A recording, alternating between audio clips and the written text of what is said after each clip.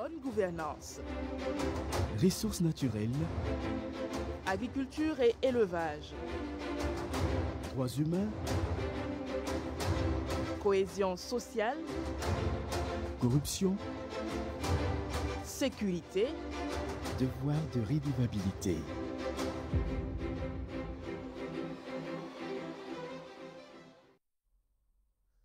Bonsoir et bienvenue. C'est un formidable outil dont les origines remontent à 2015 dans le code minier du Burkina Faso, le contenu local et cette approche qui devrait permettre aux entreprises burkinabées et autres acteurs locaux de véritablement tirer profit du boom minier dans notre pays. Elle exige que les sociétés minières aient une préférence locale à plusieurs niveaux. De 2021 à 2024, elle a été expérimentée grâce à un décret présidentiel. Mais depuis juillet 2024, de nouveaux textes ont été adoptés en vue d'accroître les retombées de l'exploitation minière. Mais qu'est-ce qui a été fait jusque-là? Les acteurs locaux ont-ils bénéficié véritablement de cette mesure? En quoi la nouvelle loi adoptée récemment va-t-elle améliorer la situation? Mesdames et messieurs, c'est votre émission mensuelle Face aux Veilles qui s'intéresse à cette question majeure. Face aux Veilles, votre rendez-vous télé coproduit par BF1 et le studio IAFA de la Fondation Hirondelle au Burkina Faso. Et comme il est de coutume sur ce plateau, je suis avec Astrid Nikema. Astrid, bonsoir. Bonsoir Azak, mesdames, messieurs, très heureuse de vous retrouver ce soir pour ce rendez-vous de votre émission de redevabilité et de veille citoyenne. Pour ce numéro, nous accueillons sur ce plateau Zéphirin Zongo. Il est le secrétaire technique du contenu local et de la promotion des investissements. Jonas Yen, directeur des programmes de l'ONG ORCAD, Organisation pour le renforcement des capacités de développement, et Yves Zongo, président de l'Alliance des fournisseurs burkinabés de biens et services miniers. Nous avons également un public averti composé des membres d'étudiants, de jeunes et du réseau de l'association Zéro Goutte de Sang sur la route. Bonsoir à tous et bienvenue. Bonsoir donc, cher public, bonsoir à l'ensemble des invités. Merci donc à tous d'être là ce soir. On va commencer tout de suite avec M. Zongo, Zéphirin Zongo. Vous êtes le secrétaire technique du contenu local et la promotion des investissements.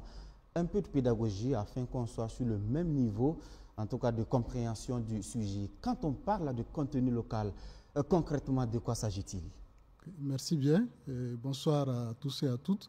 Nous sommes très heureux de pouvoir être sur ce plateau pour parler de cette thématique du contenu local dans le secteur minier au niveau de notre pays. Alors, revenant à votre question, effectivement, on parle de contenu local, mais il faut dire que quand on parle de contenu local dans le secteur minier, il s'agit simplement de l'utilisation des compétences nationales dans toute la chaîne de valeur de l'industrie minière.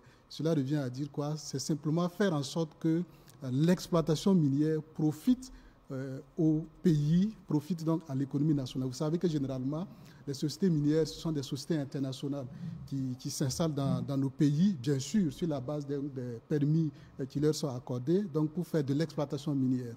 Il faut faire en sorte que cette exploitation minière-là puisse profiter à nos pays, donc à l'économie nationale dans laquelle ces sociétés minières-là font l'exploitation. Pour être un peu plus illustratif, quand on parle de contenu local, vous avez par exemple tout ce qui est achat de biens et services par les sociétés minières dans leurs opérations d'exploitation, tout ce qui est emploi, donc la ressource humaine dans le secteur minier.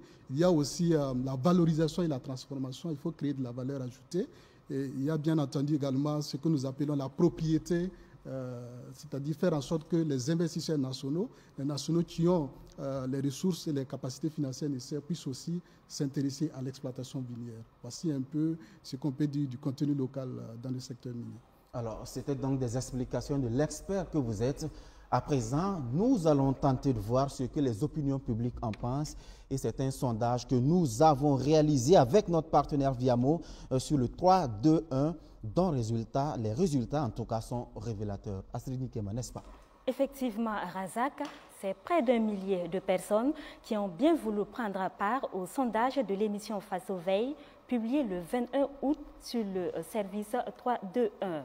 Et selon ce sondage rapide, plus de la moitié, c'est-à-dire 52,6% des personnes qui ont souhaité participer au sondage ont une idée du contenu de la loi sur le contenu minier local au Burkina Faso, contre à peu près un tiers, c'est-à-dire 31,2% des répondants qui n'ont aucune idée sur le contenu de cette loi.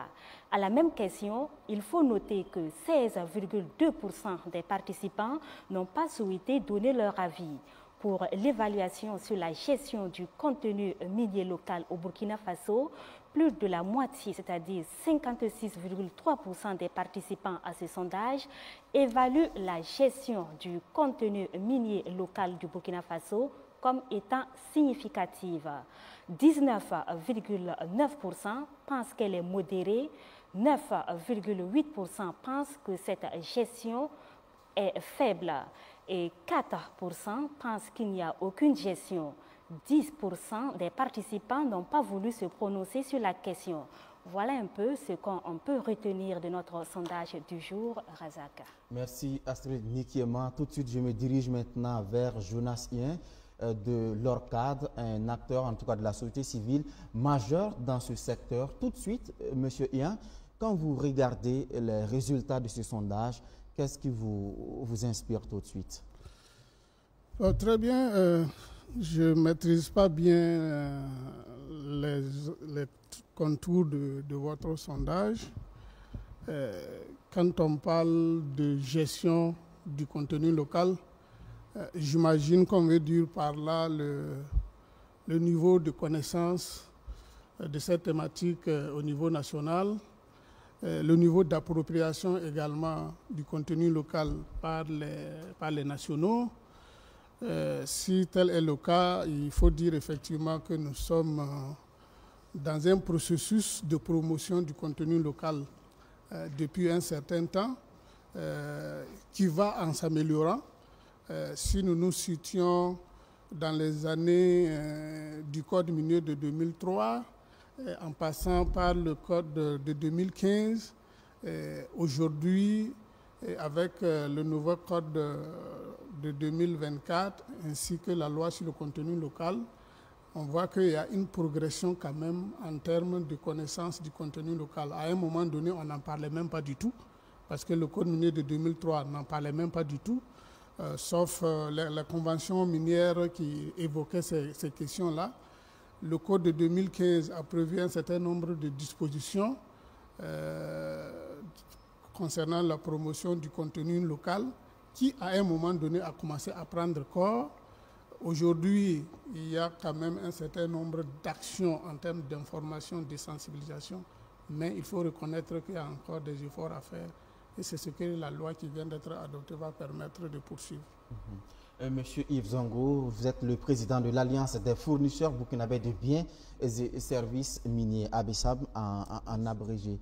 Alors, vous avez vu également ce qu'on a projeté tout à l'heure. Pour vous, quelle peut être l'importance du contenu local? Il faut le dire, ce n'est pas nouveau, Jonas vient l'a rappelé, le Code minier de 2015 l'a prévu. En 2021, on a vu ces décrets d'application. En tout cas, c'est une mise en œuvre de l'approche de 2021 à 2024 avant qu'on arrive à l'adoption de la nouvelle loi. Qu'est-ce qu'on peut retenir? On peut retenir que nous sommes allés d'un article, l'article 101 et l'article 102 du Code minier 2015, où on a pu l'insérer à la faveur de la transition. De 2015. De 2015, nous avons mis le temps qu'il faut pour les textes d'application. Et aujourd'hui, le contenu local est devenu une loi votée à l'Assemblée. Et de comparaison à comparaison, ça a pris de l'ampleur. Aujourd'hui, c'est entièrement une loi. Ce n'est pas des extraits d'articles du Code minier, mais c'est entièrement une loi. C'est très important. Et aujourd'hui, quand on le regarde de long en large, c'est vrai qu'on a repris les textes d'application de l'article 101 et 102, mais il devient plus consistant et en termes de visibilité ou d'appréciation, un contenu local est une politique édictée par les autres autorités pour changer quelque chose où on connaît, on a mesuré ce qu'on sait faire maintenant et on projette quelque chose et on pense qu'avec ce contenu local ou cette préférence nationale, ça va changer fondamentalement les choses et on aura des mesures au fil du temps pour que généralement les mines ou les minerais semblent être une malédiction pour les pays et nous voulons le transformer en bénédiction en ayant un contenu local qui va permettre aux nationaux d'apprendre, d'avoir un transfert de technologie, d'améliorer le tissu technique et technologique national et demain, nous pouvons prester pour le reste de l'Afrique. Est-ce une façon pour vous, on le voit clairement, vous applaudissez l'adoption de la nouvelle loi, mais avant l'adoption, je l'ai dit tantôt de 2021, avant juillet 2024, il y a eu une étape. Cette étape, comment vous la jugez aujourd'hui? Merci beaucoup. Les textes sont des textes. C'est l'application sur le terrain qui montre la qualité. Alors dites-nous sur le terrain, qu'est-ce qui s'est passé entre 2021 et 2024? Vous, en tant que premier responsable, en tout cas de cette fêtière qui regroupe les fournisseurs de biens et services miniers. Alors, quand vous regardez le Code minier de 2015, on a annoncé ces éléments. On a mis du temps pour le prendre. C'est déjà un souci. Aujourd'hui, quand vous regardez le texte, il y a des éléments qui font référence au texte réglementaire. Est-ce que nous avons des éléments pour nous permettre dès demain, ou les années à venir, ou les jours à venir, de commencer à regarder l'applicabilité de ces textes? Et les textes sont ce qu'elles sont parce que parfois, il y a l'application des textes à la lettre et il y a aussi l'application des textes par rapport à l'esprit qu'on veut donner au texte. Et vous êtes dans un système économique où les uns et les autres cherchent à gagner le maximum, ce qui implique que quand on travaille les textes, les officines des opérateurs aussi se mettent en route et l'évidence de l'applicabilité par rapport à l'esprit des textes peut être à côté. Mais le combat, c'est d'avoir des textes et dans l'applicabilité, on va les améliorer pour avoir quelque chose de consistant et de solide pour changer le panier de la ménagère. Est-ce que je retiens qu'entre 2021 et 2024, vous n'avez pas tiré de bénéfices avec l'approche? Est-ce que c'est ce qu'on doit retenir? Ce n'est pas ce que j'ai dit. Si vous consultez les statistiques du ministère, le contenu local, si on s'en tient à ce qui est sur papier, ce que nous cherchons pour 2025, on l'a déjà explosé. Mais il faut aller au fond. Quels sont les éléments et les bases qu'on a utilisés pour faire ces calculs pour qu'on puisse l'exploser? Parce que visiblement, à l'œil nu, les uns et les autres diront qu'ils n'ont pas vu quelque chose de fondamentalement changé dans le panier de la ménagère. Mais beaucoup de choses sont faites. Et nous pensons que ces textes-là, en dehors des impôts qui sont payés par les mines, on va multiplier par 4 l'emploi, on va multiplier par 4 les impôts, on va multiplier par 4 un certain nombre de choses parce qu'une fois que le privé se met en branle et se développe, ce que nous sentons dans les impôts, ce que nous sentons dans les emplois, se multiplie par 4 avec le privé qui se met en branle. Donc, il y a eu un changement, mais nous attendons que le changement s'améliore et devienne plus substantiel. D'accord. Alors, Jonas Yen, depuis on parle de contenu local, beaucoup ne le connaissent pas. En juillet dernier, le projet de loi a été voté. Dites-nous, c'est quoi le contenu local, les changements, les innovations qu'elle apporte dans le secteur minier burkinabé? Non, en réalité, ça résume ce qui vient d'être dit aussi bien par le ministère des Mines que par le président de la BSM. Le contenu local était là. Il était pratiqué. Le fait de recruter des nationaux dans des projets miniers industriels, ça fait partie du contenu local. Le fait de faire des achats au niveau national par les entreprises minières, ça fait partie du contenu local. Le fait de faire recours à des institutions financières au niveau national pour certaines actions, ça faisait partie du contenu local. Le changement aujourd'hui qui est fondamental, c'est de prendre tout ça et en faire une loi qui est beaucoup plus important, qui donne un certain nombre d'avantages, d'autorité à l'État de pouvoir amener le contenu local beaucoup plus loin. Et sinon, il y avait des textes déjà. Maintenant, le fait d'acheter avec les nationaux, ça ne signifie pas forcément que les nationaux étant au devant du secteur minier à une certaine hauteur. C'est ça qu'on veut tirer. Amener par exemple les institutions financières internationales et nationales à comprendre que dans le secteur minier, il y a beaucoup de choses à prendre. Il n'y a pas que le fait d'aller à Dubaï que vous allez gagner de l'argent. Nous pouvons encore gagner plus en termes d'emploi des nationaux à travers des formations en personnel, en technologie. Nous pouvons gagner encore plus dans telle ou telle chaîne de valeur.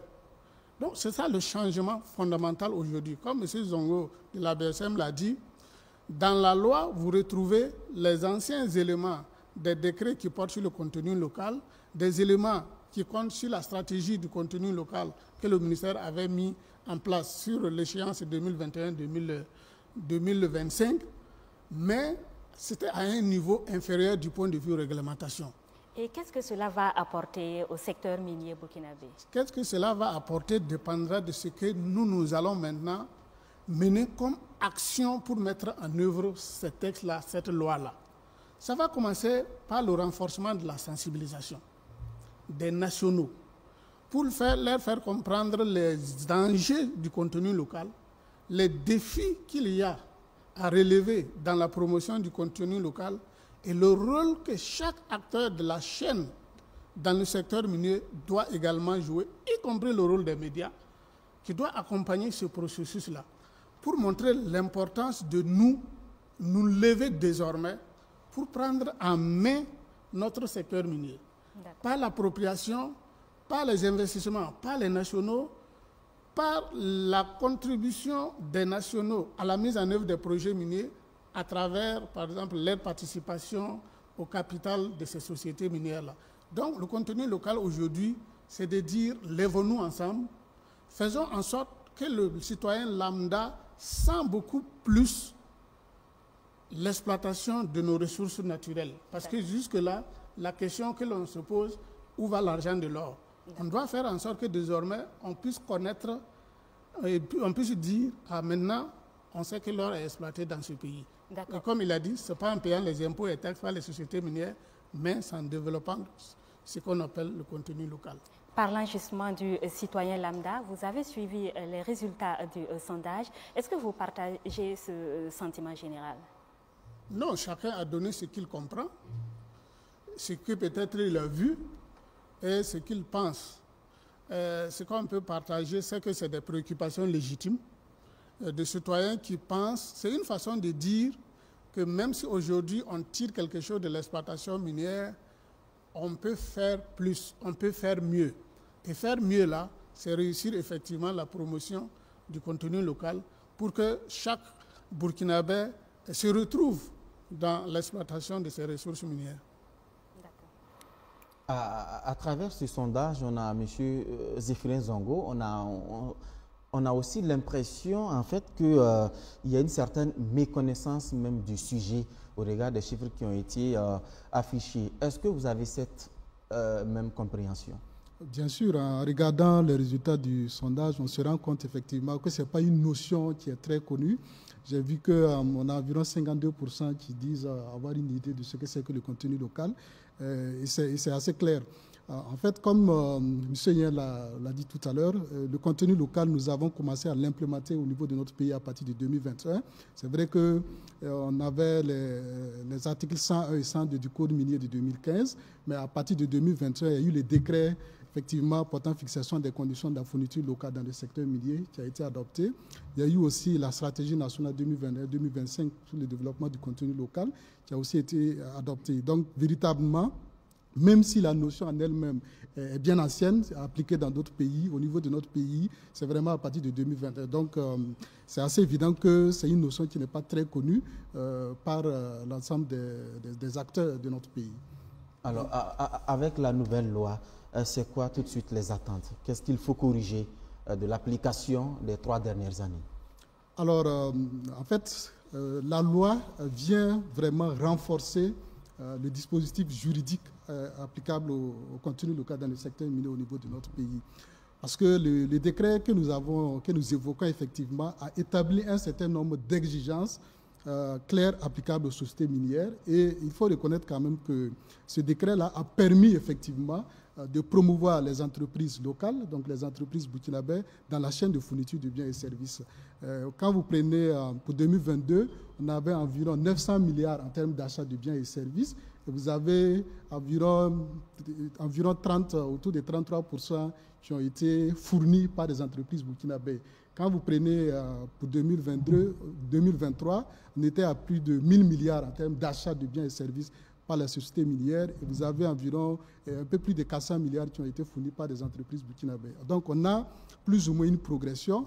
C'est pour ça, M. Zongo... Ça reste insuffisant. Oui, bien évidemment, ça reste suffisant parce que on va dire que l'objectif, c'est d'aller vers 100%. Si on peut, bien sûr, le faire avec les entreprises burkinabè. Donc, il va de soi que l'objectif, c'est d'améliorer au fur et à mesure la part des entreprises burkinabè. Donc, la loi que nous avons vient donc, j'allais dire, renforcer donc cet encadrement, la réglementation sur le contenu local dans le secteur minier. Ça va donner plus de levier parce que déjà au niveau du code minier, en fait, vous allez vous rendre compte qu'on avait quelques aspects du contenu local qui étaient pris en compte, tels que la fourniture locale, l'emploi des nationaux. Mais au niveau de la loi, nous avons pris en compte beaucoup plus d'autres aspects, tels que la sous-traitance, la co-traitance dans le secteur minier, tels que la promotion du développement du capital humain en prenant en compte les élèves et les étudiants, notamment les étudiants.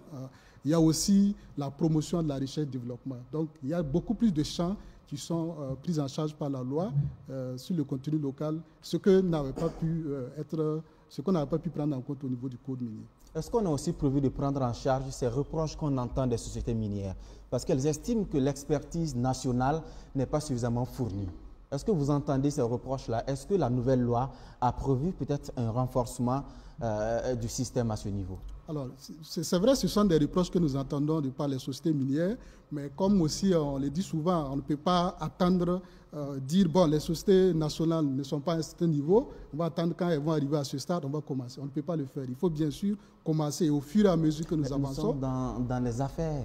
On progresse avec l'excellence, M. Zongo. Bien sûr, nous sommes dans les affaires, on progresse avec l'excellence, mais nous avons la contrainte que l'exploitation minière doit bien profiter à l'économie nationale. Et dans la matière, il faut y aller et en même temps, tout en étant conscient de ces limites-là, prendre les actions parallèlement pour pouvoir renforcer les capacités des entreprises nationales. C'est pour ça que j'ai évoqué tout à l'heure la stratégie nationale du contenu local qui a été adoptée.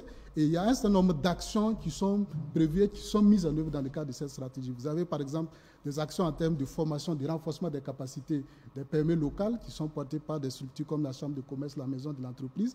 Il y a aussi une bourse des achats locaux qui est en train d'être mise en place. Nous avons un entrepôt sous douane aussi qui est en train d'être mise en place. Donc, il faut tenir compte effectivement de ces contraintes-là, donc et faire en sorte qu'on ne dise pas, bon, il faut attendre. Non, il n'y a pas de moment pour débuter. Il faut aller et renforcer au fur et à mesure les faiblesses que nous identifions pour faire en sorte que les entreprises nationales puissent effectivement capter au mieux les achats au niveau des sociétés minières. Est-ce qu'on a aussi mis peut-être des garde-fous? Je pose la question parce qu'avec l'ancien système, on a vu souvent des sociétés minières qui ont essayé de contourner en essayant de nationaliser en tout cas leur structure tout en s'adossant à l'organisation internationale.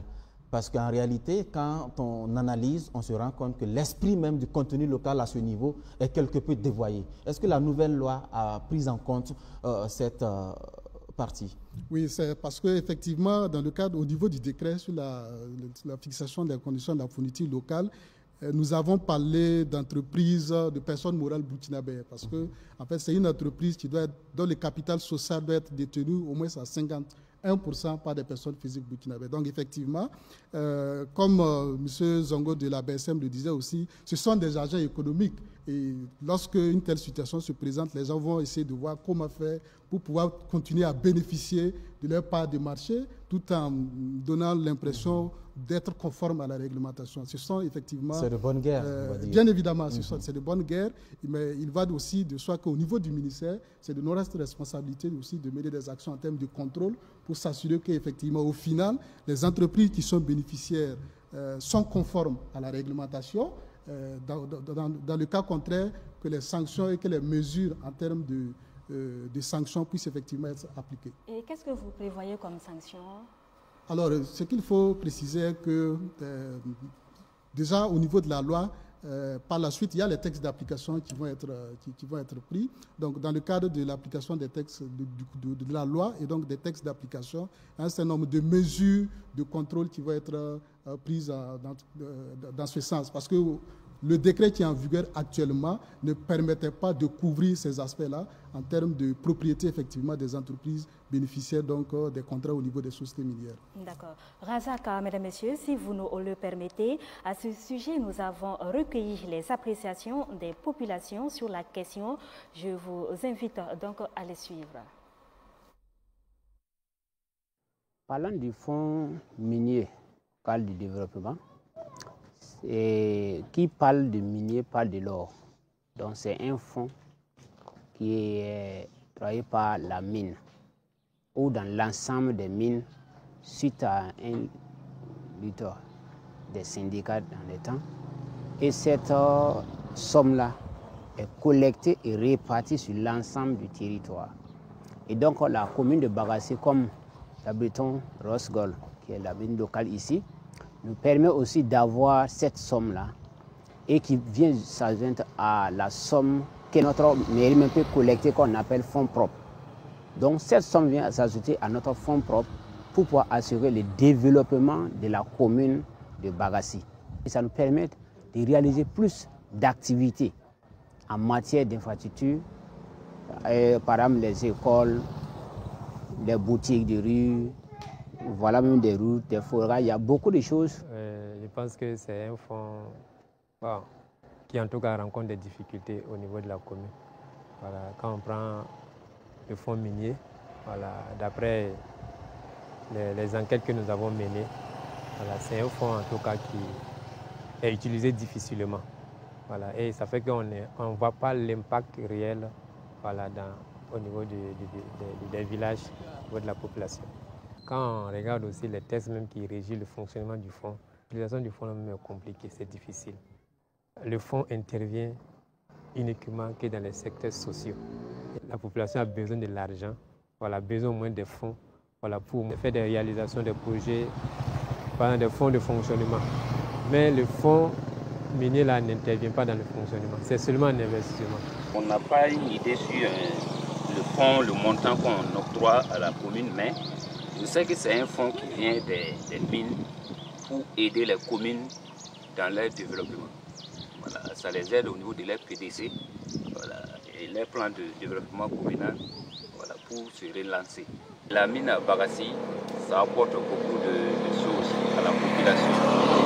Je dis d'abord à son implantation déjà, et il y a eu un recrutement des jeunes qu'on a formés en métier et on les a employés directement au niveau de la mine.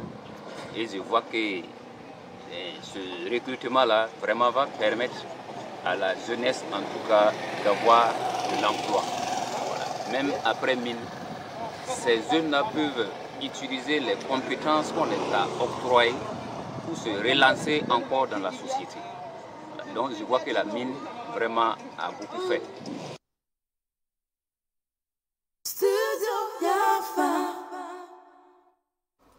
C'était donc là des réactions des citoyens dans quelques communes minières de Burkina Faso. Jonas Yen, à la question de savoir ce qu'ils savaient du contenu local, les réactions sont plutôt focus sur le fonctionnement du fonds minier du développement local. Réaction? Bon, je ne dirais pas qu'il y a eu un peu de confusion, mais je pense que cet élément aussi montre qu'il y a nécessité d'une émission sur le fonds minier de développement local. Pour donner de plus en plus d'informations.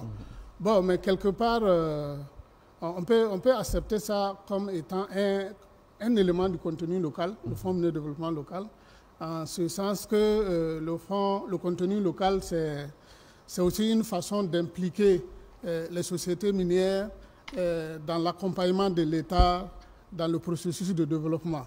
Or, le Fonds minier de développement local, c'est cela. Donc, on peut le considérer effectivement comme un élément du contenu local, même s'il y a un peu de malcompréhension avec le sujet que nous traitons aujourd'hui. Alors, pour être beaucoup plus concret maintenant avec le contenu local, pour vous, comment on peut bien impliquer ces citoyens, ces populations, afin que les lignes puissent bouger véritablement sur le terrain? Je pense que c'est ce qui est en train d'être fait. Il faut informer le citoyen pour qu'il comprenne c'est quoi le contenu local. Et comme on l'a dit tantôt, il ne suffit pas de comprendre ce que c'est, il faut comprendre les enjeux et les défis que nous avons à relever ensemble. Et à cet effet, quel est le rôle que chacun doit jouer, surtout les acteurs clés? Parce que si on a pris des textes, si on a pris une loi, c'est pour dire qu'il ne faut pas continuer à permettre aux investisseurs internationaux de venir tout prendre, partie nous laisser.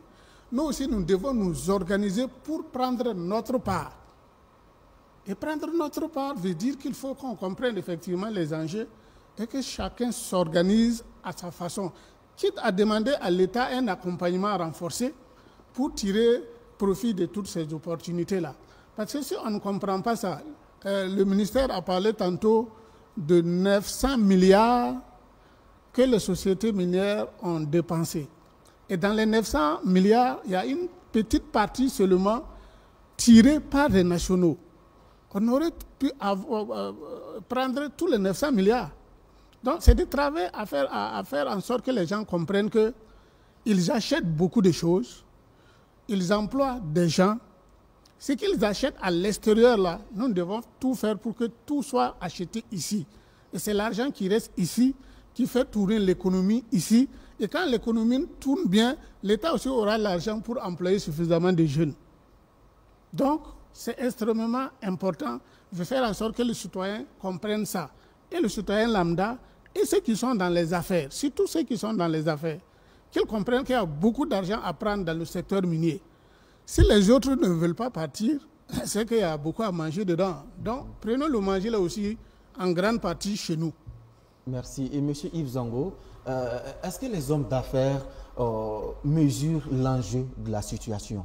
Parce que ce sont des milliards de francs CFA de niche à prendre, mais c'est difficile pour les Burkinabés d'être leaders dans ce domaine. Pourtant, ailleurs, ça marche. Le cas des pays comme le Botswana, l'Afrique du Sud sont cités en exemple. Pourquoi au Burkina, ça a du mal à fonctionner? C'est quoi le blocus? Merci beaucoup, M. Traoré. L'Afrique du Sud a beaucoup d'années de pratique. Le Ghana a plus d'une centaine d'années de pratique. Le Botswana a beaucoup d'années de pratique. Nous pensons que nous avons commencé, nous nous formons, nous nous engageons dans des niches et avec les minières, nous comprenons et nous avons des informations sur leurs exigences et tout naturellement, quand vous regardez le gap, les choses s'améliorent. Mais il faut tout naturellement faire une campagne d'information pour que tout le monde sache ce que ça veut dire, les enjeux, et tous ceux qui ont la chance d'avoir la graine d'entreprendre, de faire dans le privé, de faire des études, qu'ils comprennent que ce qu'ils gagnent, c'est déjà bien, mais il y a un gâteau de 2000 milliards pour certains, pour moi c'est 2500 milliards, et quand chacun va se spécialiser, il viendra couper comme il veut, et il pourra s'en servir. Et si nous ne spécialisons pas, c'est comme si nous voulons couper même des aliments que nous ne connaissons pas et nous n'avons pas l'habitude de manger et nous nous ferons des problèmes de gastrique et des problèmes de ventre. C'est se former, se spécialiser, s'intéresser à la chose et on a les voies et moyens à la BSM pour que les gens aient des contacts avec les acheteurs et les opérateurs miniers au moins 2 fois l'année et c'est l'occasion pour chacun de se battre, de montrer ses capacités, de montrer ce qu'il sait faire et surtout de présenter un ensemble d'éléments qu'il peut faire pour décrocher. Parce qu'une mine, c'est un pays en miniature. Tout ce que vous consommez dans le pays, c'est consommé dans la mine. Et quand la mine s'installe, elle vient déjà avec des spécialistes qui savent le faire. Pour ôter la personne qui le fait déjà, il faut montrer que tu sais autant faire, sinon mieux faire, sinon que tu as innové et tu amènes des éléments nouveaux. Voilà vers là, nous sommes en train d'amener les opérateurs burkinabés. Est-ce à dire que l'expertise burkinabé n'est pas encore à la hauteur? Et on retrouve les Burkinabés dans presque tous les pans. Mais une minière, c'est des exigences. Et nous avons à travers nos pratiques beaucoup de choses à changer. Quand un Burkinabé te dit j'arrive à 18h, peut-être qu'il quitte chez lui à 18h, ou à 18h, il est encore à Koudougou. En mine, ce n'est pas comme ça. Quand la personne fait une demande aujourd'hui, il avait besoin de ça hier. Voilà là où il faut régler les choses et mettre les Burkinabés à leur Suisse pour qu'on puisse avancer. Et dans l'élan des hommes d'affaires, en tout cas, qui font dans la fourniture de biens et services miniers, il y a aussi l'autre facteur, l'insécurité, qui entrave énormément le déroulement des activités. Qu'en est-il? Non, tout naturellement, quand une mine se ferme, c'est un potentiel qui part. Quand une mine a des difficultés, c'est un potentiel qui prend du plomb dans l'aile. Quand, par exemple, vous êtes obligé d'attendre un convoi, vous avez soit loué des véhicules, soit pris des chauffeurs, ça prend du temps pour arriver. Et il y a parfois un temps de 2 semaines, 1 mois pour arriver à la minière. Et même les minières, avec quelques situations compliquées, sont obligés de restructurer et d'apporter la partie sécuritaire pour pouvoir avancer. Nous avons la chance qu'aujourd'hui, l'Once d'Or a pris le maximum qu'il faut. Et je pense que c'est aussi pour ça qu'ils sont toujours là, parce que tout en ayant les difficultés, l'Once d'Or monte et ce qu'on doit prendre pour rendre les éléments sécuritaires se trouve encore dans le prix de l'once qui monte. Donc, ils ont refait des études et ça tourne et nous pensons que malgré l'insécurité, pour les Burkinabés, je dirais c'est une opportunité parce qu'ils ont la possibilité de représenter des sociétés qui ont beaucoup d'années de pratique en tant que Burkinabé et en montrant comment un Burkinabé peut prendre rendez-vous dans les mines, peut aller livrer du matériel parce que nous maîtrisons ce circuit. Et cet élément est un élément burkinabé que nous présentons. Ainsi, au lieu de pleurer pour l'insécurité, l'insécurité est une opportunité. Merci. Et Jonas Yen, on parle énormément, beaucoup de sociétés minières industrielles, mais il y a un grand pan de ce secteur, je pense notamment à l'exploitation artisanale de l'or, un secteur qui regroupe également des millions de personnes, qui brasse également des milliards de francs CFA avec des implications qu'on peut bien imaginer sur ce plateau. Comment on peut compter sur ce secteur dans l'élan justement de promotion du contenu local au Burkina Faso? Bon, il faut se réjouir que du côté du gouvernement, les deux aspects sont en train d'aller ensemble. Et en même temps qu'on est en train de mettre de nouveaux mécanismes pour la promotion, disons le développement du secteur minier industriel, il y a aussi des mécanismes qui sont en train de se mettre en place pour un meilleur encadrement, organisation du volet hors paillage. Il y a par exemple la journée de l'artisan minier qui a été instituée. Il y a un cadre de concertation qui vient d'être mis en place entre les acteurs de l'artisanat minier et le ministère en charge des mines. Il y a pas mal d'actions tendant à la formalisation du secteur minier artisanal. C'est-à-dire que si on arrive à élever le niveau d'organisation, d'encadrement, de formation et de spécialisation également dans ce sous-secteur artisan minier, avec le processus qu'on est en train de voir, qui est en train de tendre vers l'artisanat à la semi-mécanisée, vers la petite mine, c'est-à-dire aussi c'est une stratégie en termes de processus d'amener petit à petit les Burkinabés à savoir renforcer la connaissance en exploitation minière. Je pense que tout ça mis ensemble, ça permet au pays de tirer profit de part et d'autre. Sans vous couper, sauf qu'on a l'impression que les lignes ne bougent pas assez trop vite. Ce discours, il est tenu depuis des années maintenant, mais ce secteur, on a l'impression que c'est un domaine de non-droit. Quand vous prenez le nombre effarant de sites miniers qui existent dans l'illégalité, où les acteurs ne sont pas du tout répertoriés, où des notes même du gouvernement sont souvent foulées aux pieds, ça reste difficile. Oui, c'est vrai qu'il y a très longtemps qu'on a traîné le problème, si bien que quand tu dis aujourd'hui que ça avance, personne ne croit. Parce qu'il y a longtemps, effectivement, qu'on était dans ça.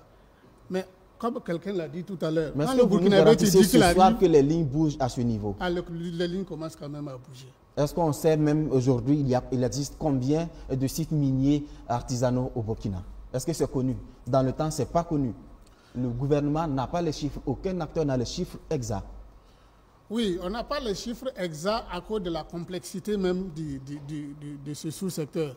Vous pouvez avoir un site minier aujourd'hui, artisanal aujourd'hui, vous le comptabilisez, peut-être d'ici fin août. Il n'existe plus. Et il n'est plus sur la liste. Mais si vous n'êtes pas présent sur le terrain, si vous ne faites pas des suivis, des évaluations, vous allez continuer à avoir des chiffres effectivement erronés. Donc c'est pourquoi le fait de travailler maintenant à sortir progressivement de l'orpaillage tel qu'il est vécu actuellement pour aller vers la semi-mécanisée, ça permettra une meilleure maîtrise et des données et des sites proprement dits. Sinon, effectivement, si on veut avoir les sites, on peut le faire. Il suffit de toucher chaque collectivité territoriale qui connaît quand même le nombre de sites dans sa commune. Maintenant, est-ce qu'au bout de 2 mois, 3 mois, ces chiffres sont toujours au rendez-vous? C'est ça la grande problématique. D'où la nécessité d'aller vers l'organisation. Et ce qu'il faut souligner, c'est l'adhésion des orpailleurs eux-mêmes à améliorer ce sous-secteur-là. Et je pense que ça, c'est un pas très important pour le gouvernement et pour les autres acteurs. D'accord. Yves Zongo, nous revenons à vous.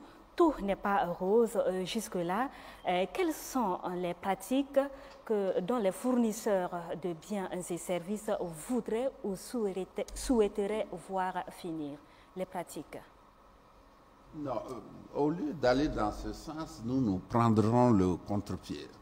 Nous pensons qu'en nous organisant en sous-secteur, nous couvrirons l'ensemble des besoins en nous spécialisant ou en allant regarder dans les pays où on a déjà développé ces éléments, nous pensons faire de mieux en mieux.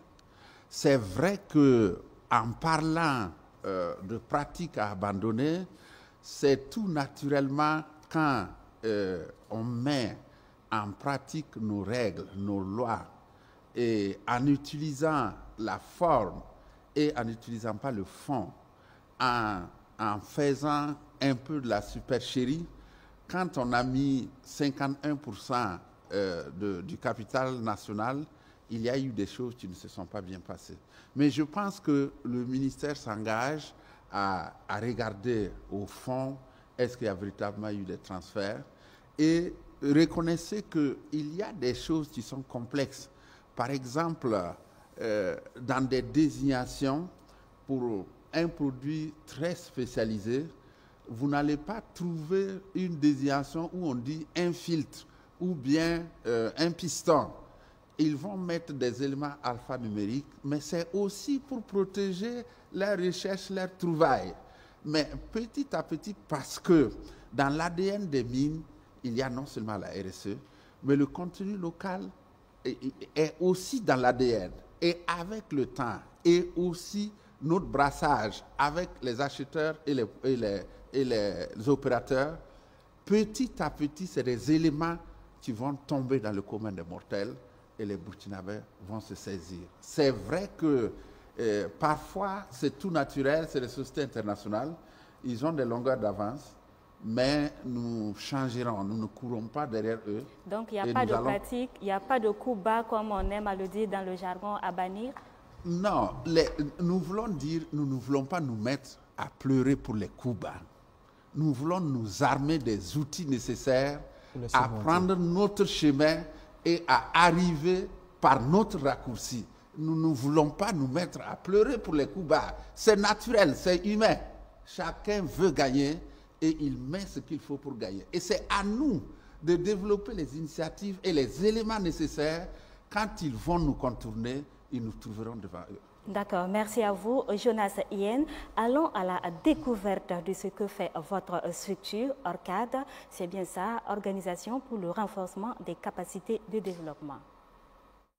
Le contenu local dans le secteur minier est aussi appelé la préférence nationale, c'est-à-dire que les entreprises minières qui sont par exemple au Burkina Faso aient la possibilité de trouver sur place au Burkina Faso ce dont ils ont besoin pour faire fonctionner leur entreprise, sans avoir besoin d'importer ou de faire appel à des compétences extérieures.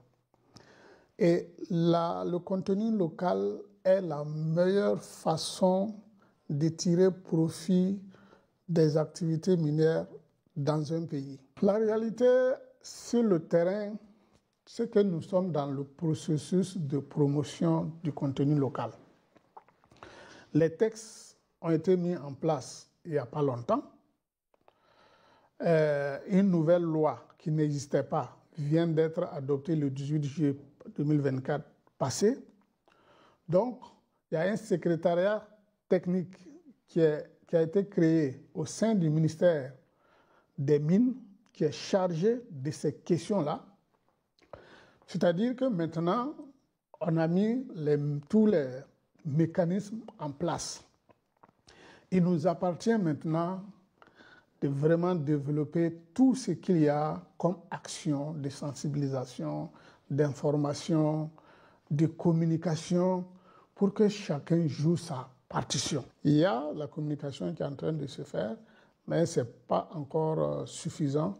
Il va falloir développer ça davantage.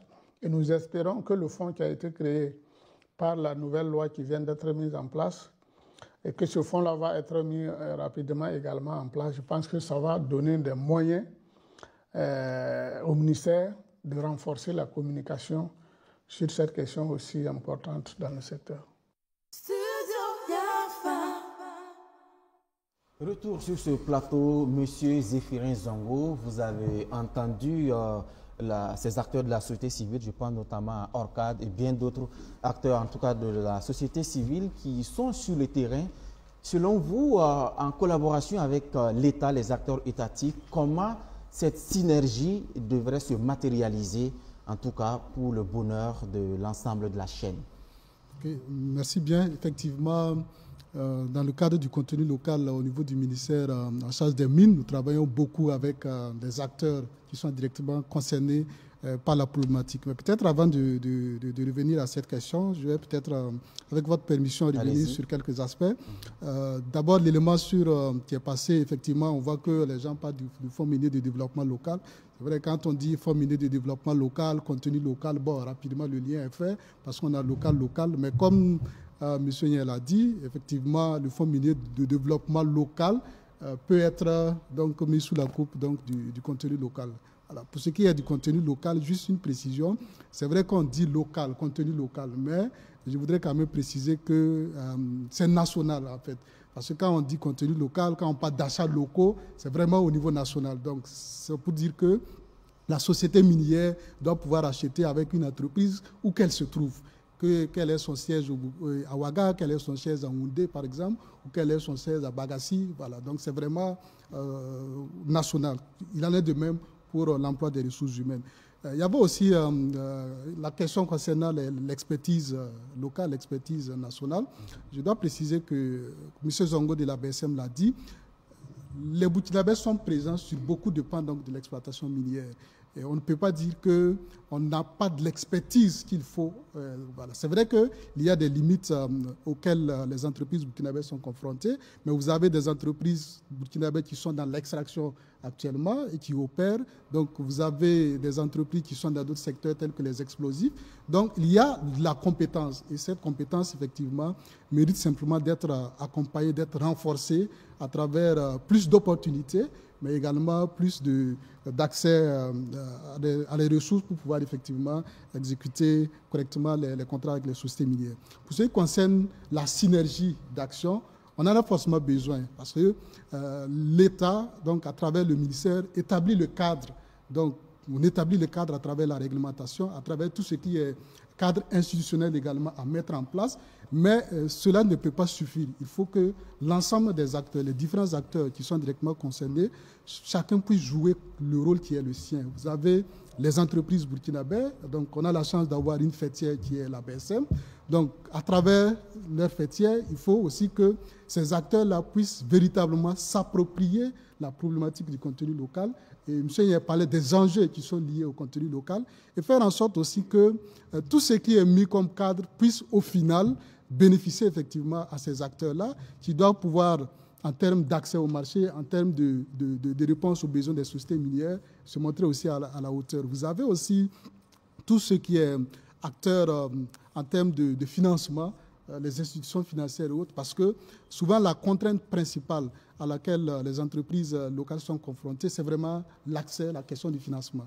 Parce que vous pouvez avoir un contrat, vous pouvez avoir un marché, pour l'exécuter, vous avez besoin de ressources financières. Si vous n'avez pas de ressources financières, peut-être vous les avez, mais à des conditions qui ne vous sont pas assez avantageuses. Donc tout ça crée des contraintes. Ce sont les banques et autres établissements financiers qui sont quelque peu interpellés. Oui. Tout le monde est interpellé parce que, comme je l'ai dit, l'État a son rôle à jouer, mais il faut que les acteurs du secteur privé puissent véritablement s'approprier cet outil-là pour qu'effectivement, à un moment donné, on puisse dire oui, on a du répondant aussi en face qui permet que l'application des textes à notre niveau puisse se faire de manière aisée au profit de l'ensemble des Burkinabés. Merci. Avant donc de donner la parole à notre cher public, on ne vous a pas oublié, on sera à vous dans quelques instants. Mais avant, nous allons faire un tour sur les réseaux sociaux où le débat s'y mène également aujourd'hui. Les réseaux sociaux qui sont donc un outil d'information, mais aussi un terrain fertile pour les fausses informations et les contenus tronqués. Parlant de secteur minier, justement, une vidéo circule actuellement sur la toile burkinabé affirmant que la première raffinerie d'or d'Afrique se trouve dans notre pays. Qu'en est-il réellement? Élément de réponse avec notre partenaire Faso Sheikh, la plateforme burkinabé de fact-checking à travers Jordan Meda. Cette vidéo a été visionnée plus de 230 000 fois et partagée par plus de 402 comptes. Publiée initialement le 26 décembre 2023 sur TikTok, elle est redevenue virale ces dernières semaines dans les groupes WhatsApp. Cette vidéo allègue que le Burkina Faso détient la première raffinerie d'or d'Afrique, mais nos vérifications montrent que ce n'est pas le cas. Il suffit de faire des recherches avancées sur Internet, sur Google, avec les mots-clés « raffinerie or en Afrique » pour s'en rendre compte. Le projet de construction de la première raffinerie d'or au Burkina Faso a débuté le 23 novembre 2023. La capacité de production attendue est de 400 kg par jour, mais pour l'heure, cette raffinerie n'est pas encore en activité. Elle est toujours en construction. Et contrairement à ce qui est avancé dans la vidéo, la première raffinerie d'or d'Afrique ne se trouve pas au Burkina Faso, mais en Afrique du Sud, et il s'agit de la société Rand Refinery lancée en 1920. La deuxième plus vieille raffinerie d'or en Afrique s'appelle la Fidelity Printers and Refiners et elle est située au Zimbabwe, lancée depuis 1966. Il y a deux autres raffineries au Ghana. L'une d'elles s'appelle la Sahara Gold Refinery et la Gold Coast Refinery. Une autre au Ghana qui est Aldango Gold Refinery, une autre au Mali, Marina Gold Mali, et une autre enfin au Gabon qui s'appelle la raffinerie gabonaise de l'or. D'après le magazine Mine Actu, la production annuelle d'or au Burkina Faso pour l'année 2023 était de 56,8 tonnes. Et selon les données du World Gold Council, une association commerciale internationale pour l'industrie de l'or, le Burkina Faso est le 4e plus grand producteur de ce métal précieux derrière le Ghana, le Mali et l'Afrique du Sud. Retour sur ce plateau, je vous l'annonçais qu'il y a quelque peu, le public a la parole. Alors la parole à qui veut la prendre? Le principe est simple. Il faut d'abord être volontaire, vous allez vous lever, vous présenter afin que les caméras puissent très bien vous capter et vous partez pour votre analyse ou votre intervention ou une question en fonction de l'intervention. On commence par ma droite, allez-y. Le micro est là. Ok. Vous allez vous mettre debout. Allez-y. Bonsoir. Je suis Kabori Issoufou, étudiant en journalisme et communication à l'Université Jules Kizerbo, précisément à l'Institut panafricain d'études et de recherche sur les médias. Voilà. Hypermic. Donc, ma préoccupation, c'est d'ailleurs une préoccupation, une seule d'ailleurs. Et on entend souvent cette question de 10% que notre État bénéficie dans l'exploitation minière au Burkina Faso. Et je puisse bien comprendre que ce 10%, c'est parce que les sociétés minières internationales investissent plus dans le domaine minier que la grande part de l'exploitation leur revient. Alors, je m'interroge et je m'adresse aux représentants du ministère. Qu'est-ce qui est fait pour accompagner les entreprises locales pour que, je parle d'ailleurs de coopération privée et publique, pour que l'État puisse accompagner ces gens-là, afin que dans quelques années, ils puissent aussi se placer et créer aussi des entreprises locales qui puissent rentrer dans l'exploitation, afin que la grande part puisse revenir au Burkinabe. Donc c'est ça ma préoccupation. Et je crois bien d'ailleurs que beaucoup partagent cette préoccupation. Et je lis aussi les commentaires sur les réseaux sociaux. Quand on dit qu'il y a une exploitation et que par exemple on dit la part qui revient à l'État, il y a des gens qui crient.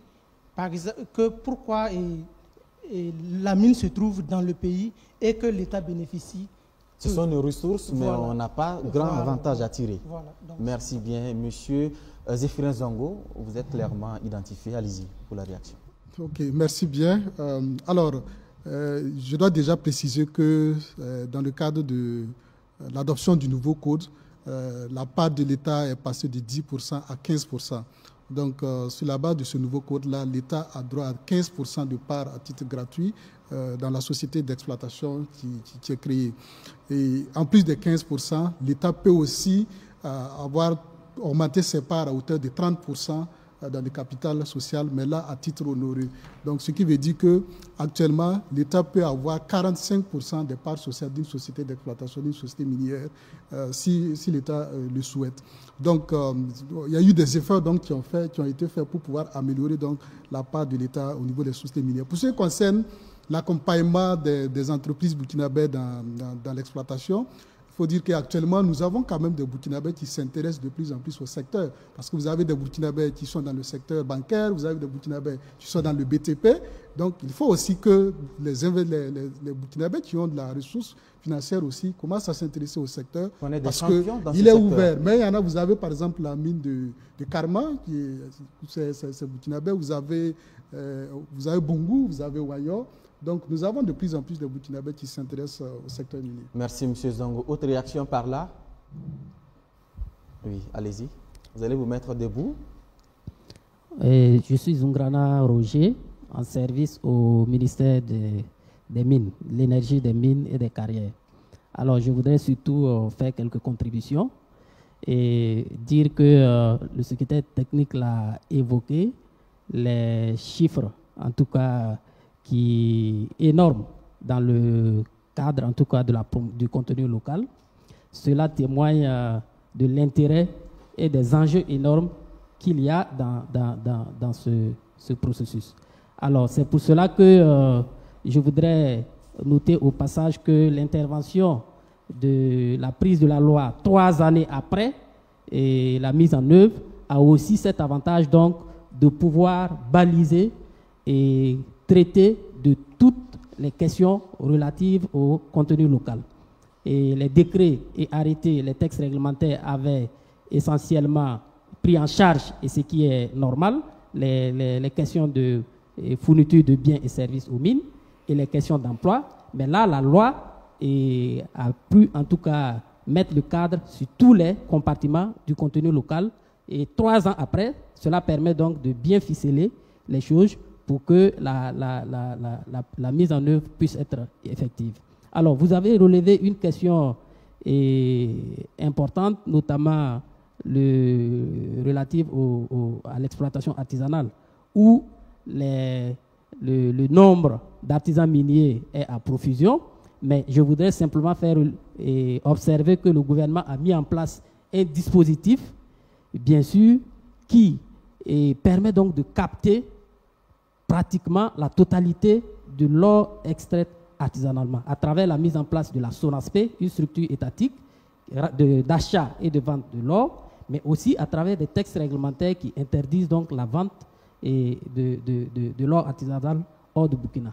Donc, à défaut de pouvoir maîtriser le nombre qui se crée à profusion d'exploitants artisanaux, le plus important, et je pense, c'est de pouvoir capter toute l'exploitation d'or de cette exploitation artisanale. Voilà un peu ce que Merci beaucoup à M. Roger Zongrana pour votre contribution. Merci. À ma gauche, cette fois-ci, est-ce qu'il y a des contributions, des questions, des points de vue? Allez-y. Si vous avez le micro, allez-y. Je me nomme Ouedrago Sami, maman de 0 gouttes de sang sur la route. Moi, ma question, ça s'intéresse aux 3 acteurs, aux 3 invités. La première, on constate aujourd'hui que le recrutement du personnel dans les mines, ça se passe de la sous-traitance. Les mines ne recrutent pas directement. Il y a des sociétés qui sont là, qui recrutent le personnel pour les mines. C'est ce qu'on voit, on constate. Aussi, parlant de la raffinerie, les sociétés minières qui sont au Burkina Faso, ça date peut-être de 20, 15 ans aujourd'hui, et que jusqu'à là, le Burkina Faso n'a pas de raffinerie au Burkina Faso. Le souci se trouve à quel niveau? Monsieur Zongo aussi a évoqué... Monsieur Yves Zongo a évoqué les lois et les décrets du 2015, 2021 jusqu'à 2024.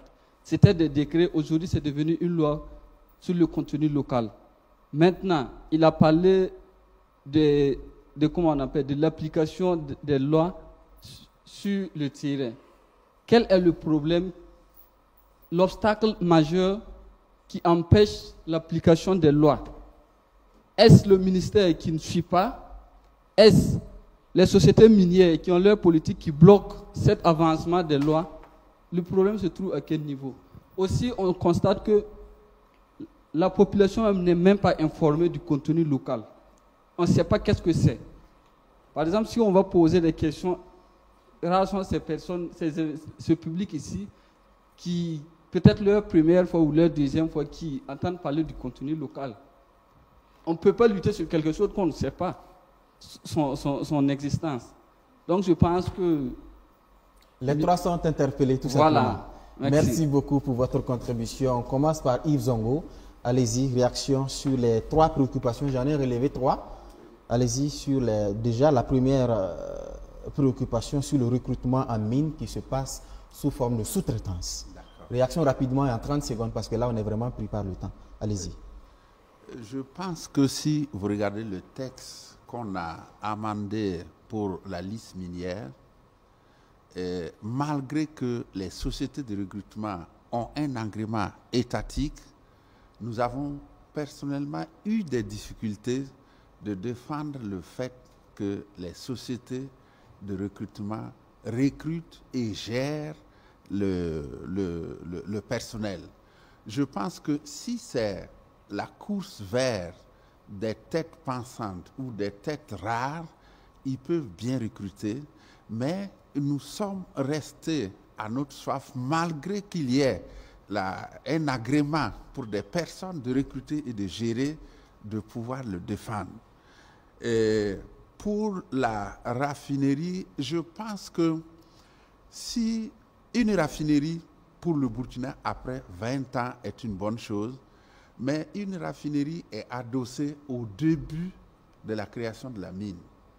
Quand vous créez une mine, vous avez déjà des personnes qui achètent et ceux qui vont probablement mettre leur argent assurent le retour de leur argent en indiquant la raffinerie dans laquelle on doit le faire. Et quand la matière arrive à cette raffinerie, ils sont sûrs qu'ils ne perdront pas leur argent.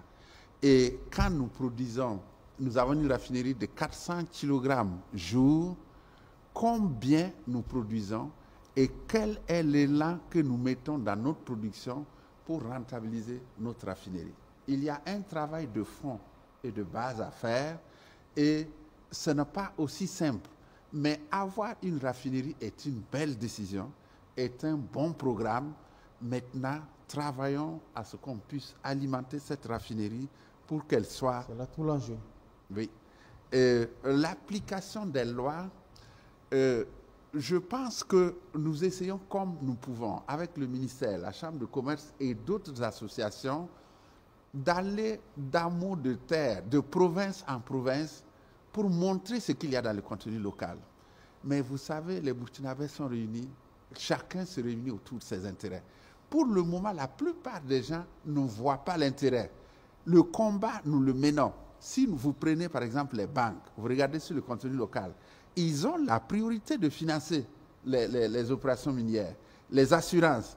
Mais jusqu'à aujourd'hui, ils sont en train de prendre le train en marche. Il y en a qui ne savent même pas comment faire pour rentrer dedans. Et les règles chez eux sont les règles de depuis la création du compte de moi, mon père. Moi, je tends vers 60 ans. Imaginez un peu. Les choses, pour les changer, c'est difficile. Et nous sommes en train de mettre un programme en place pour les permettre de connaître la chaîne de valeur et pouvoir prendre des desks miniers pour pouvoir apprécier cela. Je pense qu'il reste un élément, c'est la connaissance du contenu local. Petit à petit, ça va venir et nous n'aimons pas lire. Quand on veut cacher quelque chose aux Africains, mettez-le dans un papier, ils ne le liront pas. Il faut d'abord savoir lire et écrire. C'est un peu ça, notre problème. Peut-être que 80% de nos habitants ne sont pas aussi lettrés, mais trouvons par le biais d'autres canaux de pouvoir informer nos populations de ce que l'État fait, de ce que les associations, les uns et les autres, font pour qu'on puisse changer le panier de la Merci beaucoup, M. Yves Zongo. Zéphirin Zongo, allez-y rapidement, on est vraiment pris par le temps. D'accord. Alors, pour ce qui concerne oui, la raffinerie, bon, si je ne me trompe pas, je pense que la première mine au Burkina date de 2007, la première mine industrielle. Bon, on n'est pas encore dans les 20 ans, mais on tend vers les 20 ans. Je pense que le plus important, c'est de retenir que nous sommes en train d'aller vers donc, la mise en place de la raffinerie. En fait, le rôle de la raffinerie, parce que les sociétés minières, quand elles font l'exploitation, alors il y a un niveau de pureté qui n'est pas atteint. Donc, il faut passer par la raffinerie. Donc, pour avoir une pureté de 99,99%, comme on aime le dire, vraiment améliorer la pureté. Donc, le plus important, c'est de retenir que nous y sommes parvenus parce qu'il y a le projet qui est en cours actuellement. Pour ce qui est du recrutement et du placement, comme l'a dit, en fait, c'est quelque chose qui est régi par le Code du travail. La pratique en elle-même, elle n'est pas mauvaise en soi. C'est comment faire en sorte qu'en termes de traitement du personnel, qu'il n'y ait pas effectivement des soucis et une sorte d'injustice à l'égard de ce personnel-là. Mais c'est un aspect qui est pris en charge et qui est encadré par le Code du travail. Alors, pour ce qui concerne l'information sur le contenu local, c'est vrai qu'on va dire qu'en fait, c'est un peu un sujet qui intéresse des acteurs assez particuliers. Ce qui fait qu'effectivement, la population dans son ensemble n'est pas suffisamment informée de ce qui se passe en termes d'action et autres. Je pense aussi que c'est au niveau du ministère aussi en termes de communication, il y a des actions qui vont être entreprises. Nous faisons actuellement des rencontres sectorielles, mais nous l'organisons à travers la Chambre de commerce avec les acteurs du secteur privé.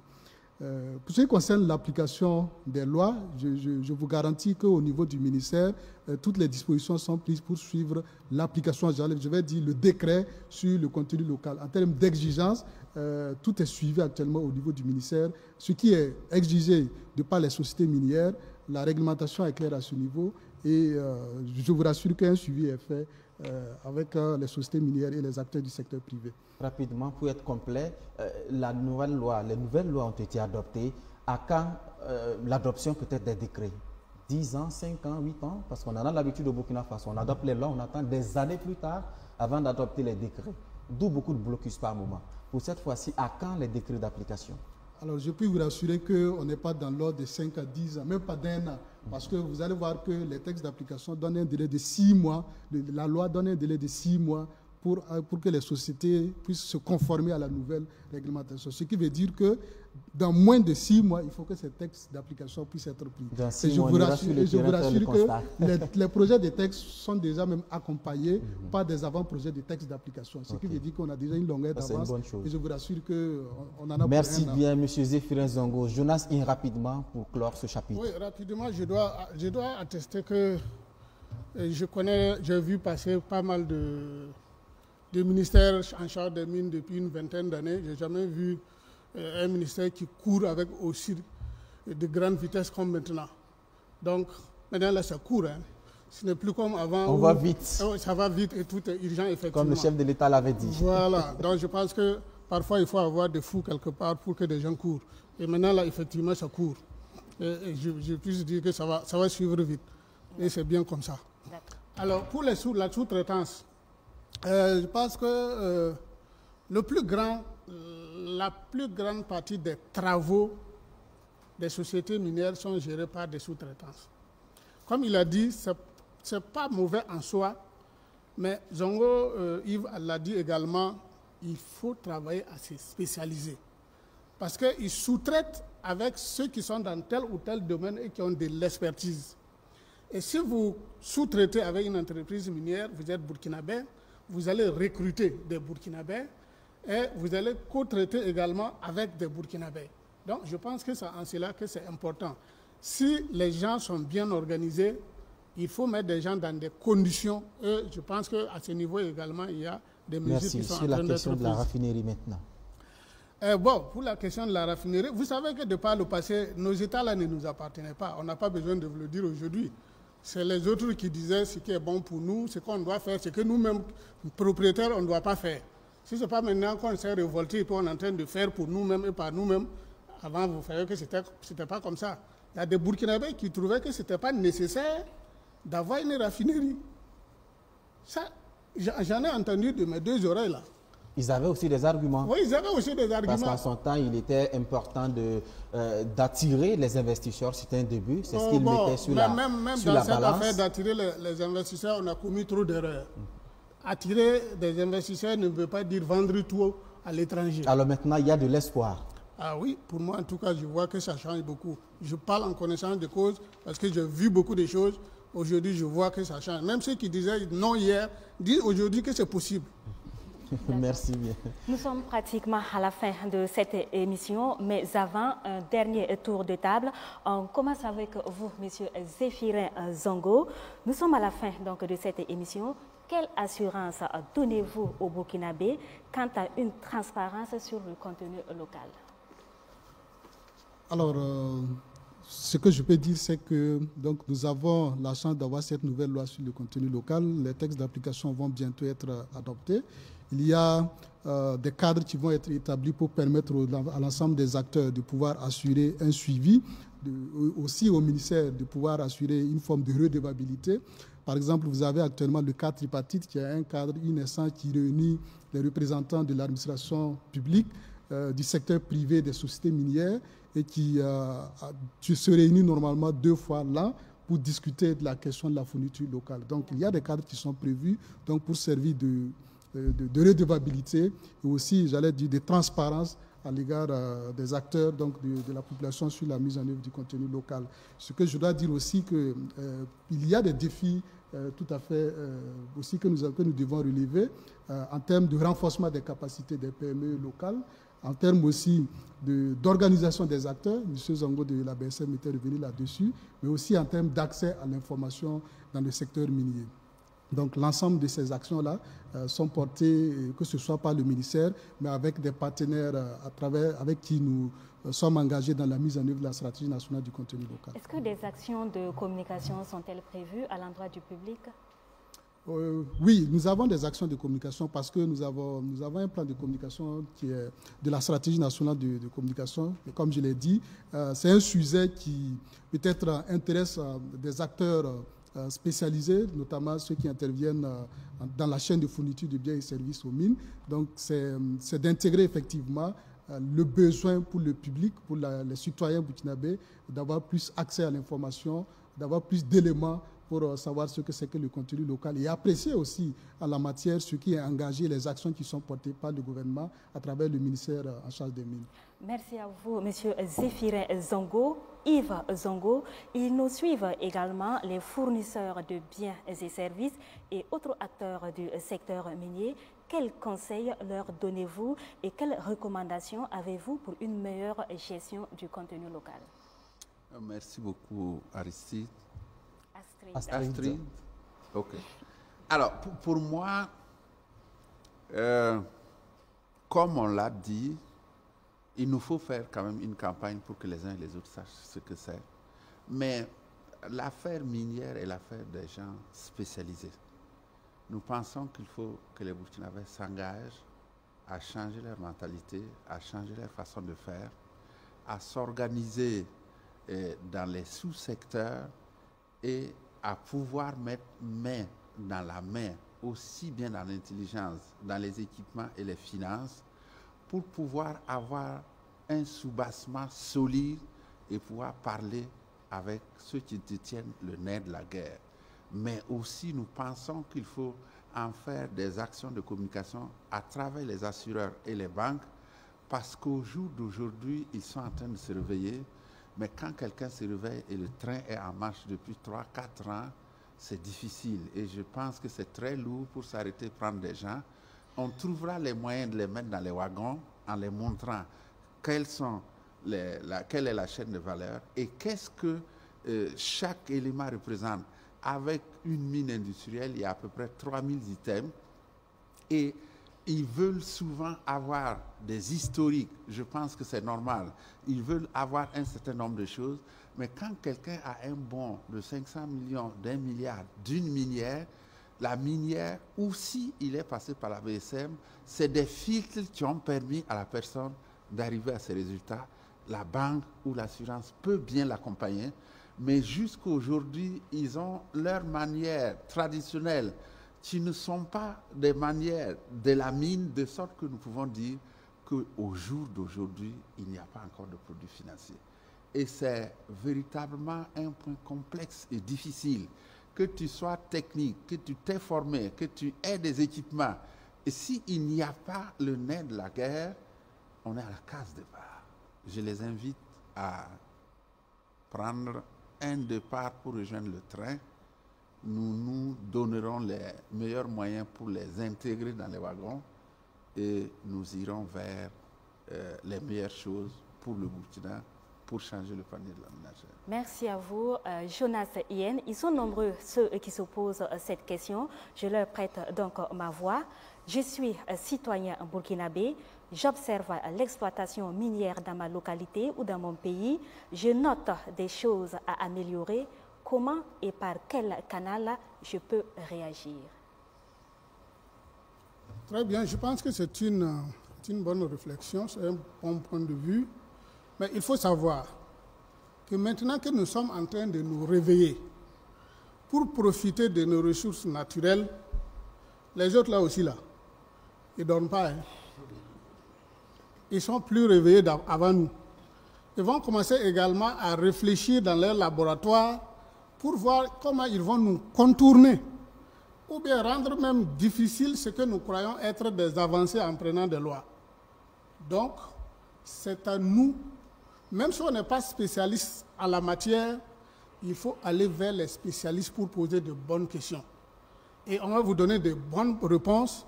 Et en tant que citoyen, vous jouez le rôle qui doit être le vôtre pour que les autres n'arrivent pas à nous contourner. C'est par là qu'on va effectivement profiter et des tests que nous mettons en place, et des réflexions et des mécanismes que nous mettons en place. Sinon, les autres aussi, attention. Merci beaucoup à Jonas Ien. Je rappelle que vous êtes directeur des programmes de l'ONG ORCAD, l'Organisation pour le renforcement des capacités de développement. Merci d'être passé sur ce plateau. Merci également à Yves Zongo, président de l'Alliance des fournisseurs burkinabés de biens et services miniers. Merci d'être passé. Merci également à Zéphirin Zongo, secrétaire technique du contenu local et la promotion des investissements. Merci au cher public mobilisé ce soir, public composé de membres de l'ORCAD, de membres du réseau des associations l'association Zéro Goutte de sang sur nos routes. Merci d'être passé, composé d'étudiants, en tout cas de plusieurs profils. Merci à tous d'être mobilisés ce soir. Et c'est tout pour notre rendez-vous du jour. Merci à tous de nous avoir suivis. Et c'est tout donc pour ce rendez-vous. Et n'oubliez pas, pour réagir à cette émission, vous pouvez dès maintenant participer à un sondage en appelant le 321 sur le réseau Orange. C'est gratuit et ne vous prendra pas plus d'une minute de votre temps. Merci et à bientôt. Agriculture et élevage. Droits humains. Cohésion sociale. Corruption. Sécurité. Devoir de rédivabilité. Bonne gouvernance. Ressources naturelles. Agriculture et élevage. Droits humains. Cohésion sociale. Corruption. Sécurité. Devoir de rédivabilité.